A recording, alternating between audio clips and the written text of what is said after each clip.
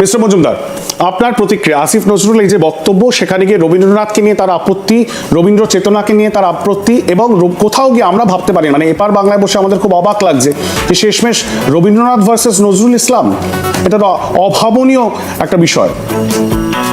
আচ্ছা, আমার কাছে এই পুরো ব্যাপারটা বিষয়ের না। আপনি লক্ষ্য করলে দেখবেন যে আমি স্মার্কিং, আমি হাসছিলাম, বিকজ আসিফ নজরুলের বা যার পূর্ণ নাম মোহাম্মদ নজরুল ইসলাম, এই ভদ্রলোককে আসলে আমরা একটা দীর্ঘ সময় ধরে আমরা চিনি, আমরা দেখেছি বাংলাদেশে।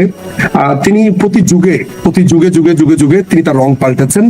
আপনারা জানেন কিনা জানি না, 1992-তে যখন আমরা রাজাকারদের বিচার হচ্ছিল না বাংলাদেশে, তখন কোন সরকারি, সেই সময় বিএনপি সরকার ছিল, এর আগে এরশাদ সরকার ছিল, সেই সময় জাহানার ইমাম, যে শহীদ রুমি, তার মার নেতৃত্বে আমরা যাকে শহীদ রুমির মা, আমরা আমাদের মা হিসেবে আমরা যাকে বলতাম শহীদ জননী, তিনি আপনার যে ওপেন ট্রায়ালটা করেছিলেন, বার্ট্রান্ড রাসেলের যে ট্রায়ালটার মতো এরকম একটা ওপেন ট্রায়াল করেছিলেন বাংলাদেশে, সেই জায়গাটাতে আসিফ নজরুল কিন্তু তখন প্রচন্ডভাবে ইনভলভ ছিলেন।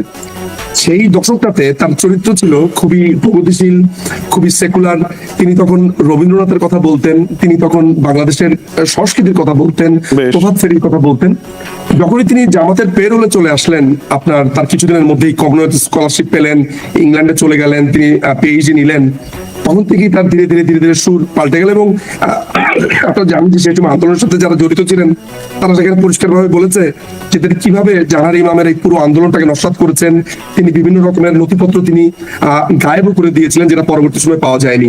এখন আমরা যদি প্রসঙ্গটাতে আসি, যে আপনারা যেটা ভাবছেন বা এখানে যারা দেখছেন তারা ভাবছে যে এটা আসলে তার হচ্ছে রবীন্দ্র বিদ্বেষ।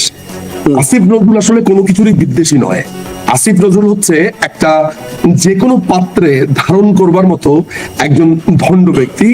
এখন যদি ধরা যাক, এখন যদি ব্যাপারটা এমন থাকতো যে আওয়ামী লীগের শাসন, তিনি যদি এটা টের পেতেন যে এখন রবীন্দ্রনাথের প্রশংসা করতে হবে, তিনি উল্টো কথাটা বলতেন যে নজরুলকে নিয়ে এত চর্চা হয় কেন, ঢাকা ইউনিভার্সিটির পাশে নজরুলের কবর, আপনার রবীন্দ্রনাথের সমাধি কেন নেই, এই ধরনের প্রশ্ন তুলতেন।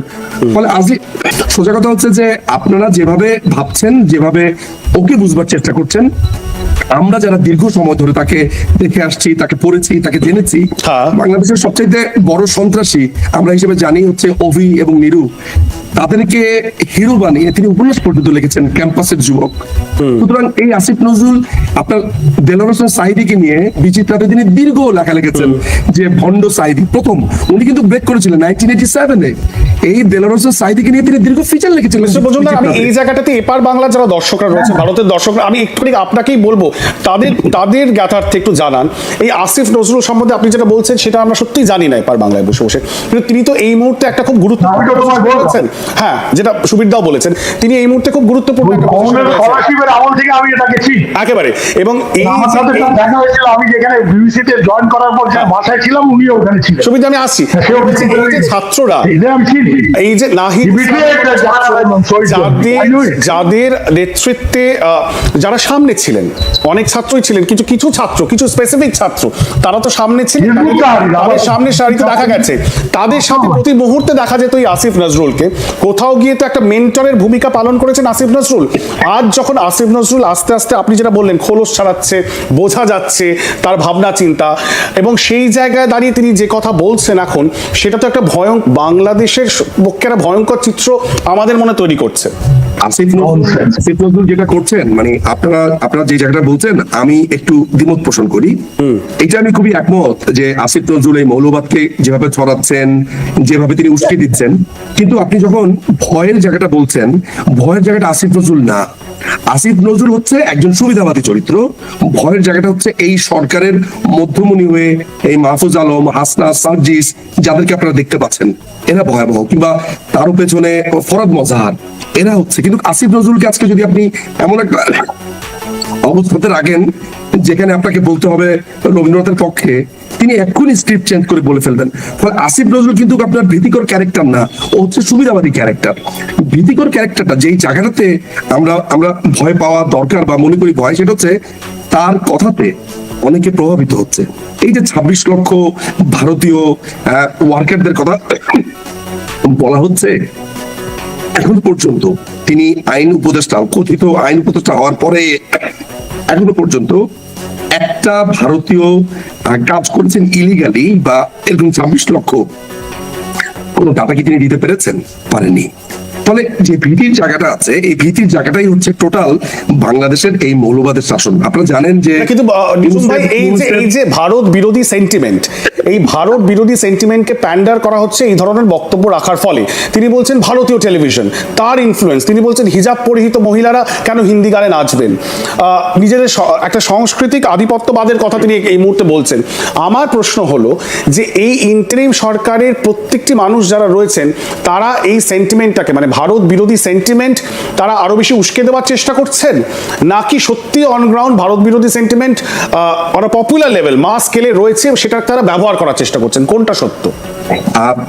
আমার মনে হয় আপনার শেষের কথাটা, বিকজ আপনারা তো জানেন যে এই দখলদার সরকারের এই মুহূর্তের অবস্থাটা কি, যে তারা মানে যেই জনগণের ম্যান্ডেটের কথা বলছে বা জনগণের পপুলারিটির কথা বলছে, বা যেই 5ই অগস্টের সময় তারা বারবার বলছে আমরা জনগণের স্বতঃস্ফূর্ত সমর্থন পেয়েছি, এই পুরো জিনিসটা ফেড হয়ে গেছে। আপনারা জানেন মানুষজন তাকে জিজ্ঞেস করছে যে এখন কি মুরগিও অকটেন খায় কিনা, কেননা তিনি এর আগে লিখেছিলেন তার একটা ফেসবুক স্ট্যাটাসে যে মুরগির ডিমের দাম এত বেশি কেন, মুরগি সম্ভবত অকটেন খায় আওয়ামী লীগের আমলে। সেই জন্য খুব হাসির রোল পড়ে গেছিল, তাকে প্রচুর মানুষ সমর্থন দিয়েছিল। এখন সেই মানুষগুলো জিজ্ঞেস করছে যে আসিফ নজরুলের আমলেও কি মুরগি অকটেন খায়? তো আলটিমেটলি সে বুঝতে পারছে যে তাদের যেই পপুলারিটির কথা তারা বলছে সেটা ফেড হয়ে যাচ্ছে। ফলে বাংলাদেশে কিন্তু একটা বড় অংশ এখনো কিন্তু এই ভারত বিরোধিতা, ভারতকে এক ধরনের ছায়া শত্রু বিবেচনা করে ম্যানুপুলেট করা সহজ বাংলাদেশের কিছু জায়গাতে, এটা আমি স্বীকার করি। এটা একটা দীর্ঘদিনের চর্চা আছে বাংলাদেশে, একটা দীর্ঘদিনের। মাথায় রাখতে হবে যে ভারত থেকে যেভাবে দেখা যায় আমি জানি না, কিন্তু বাংলাদেশে লক্ষ লক্ষ মানুষ আছে যারা খুবই রিজনেবলি চিন্তা করতে পারে, কিন্তু বাংলাদেশের একটা অশিক্ষিত জনগোষ্ঠী, মূলত যারা কিংবা তাদের পড়াশোনার আসলে ওই ধরনের উচ্চশিক্ষা পায়নি, এই সেক্টরটাতে আসিফ নজরুলদের বিচরণ খুব ভয়াবহ। তারা এই অংশটাকে বোঝাতে সক্ষম হয়েছে যে তোমরা চাকরি পাচ্ছ না বিকজ এখানে ভারতীয়রা চাকরি পেয়েছে। তোমাদের মুভিগুলো, তোমাদের অখাদ্য মুভিগুলো, মানে কখনো বলছে না যে আমার মুভিটা অখাদ্য, কিন্তু এই অখাদ্য মুভিগুলো চলছে না বিকজ হচ্ছে ভারতীয়। সুবীর বাবু বললেন, সুবীর দা যারা বলছেন, সুবীর ভৌমিক, যে একটা বাঙালি পাকিস্তান তৈরি করার একটা পরিকল্পনা কি এইদিকে চলছে?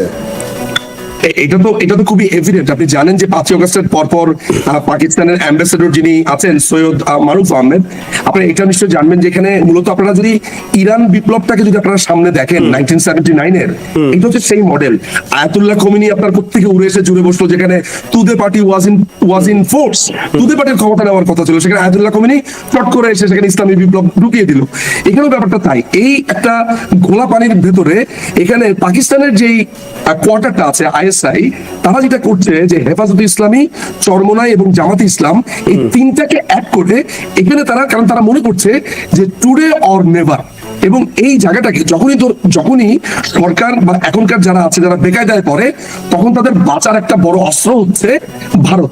কোন জায়গাটা যেমন বলা হচ্ছে যে ভারত এই বুঝি ভারত ঝুঁকে যাচ্ছে, অথচ আপনারা জানবেন যে কয়দিন আগে তাদেরই আসলে খুবই অ্যালিজরা যারা আছে, আপনারা জানেন যে দিল্লিতে গিয়েছে, তারা ভেতরে মিটিং করছে, এবং ইনফ্যাক্ট তার শ্বশুর মানে এর থেকেও বেশি আপনার বলেছে ভারতের পক্ষে। বা সোজা কথা হচ্ছে যে যেই জায়গাটা আমাদের বোঝা প্রয়োজন, যে আপনারা যেই জায়গাটাতে ফোকাস করছেন যে ও কি কোনো ধরনের ভীতি সঞ্চার করছে না, ও হচ্ছে একটা পিওর সুবিধাবাদী চরিত্র।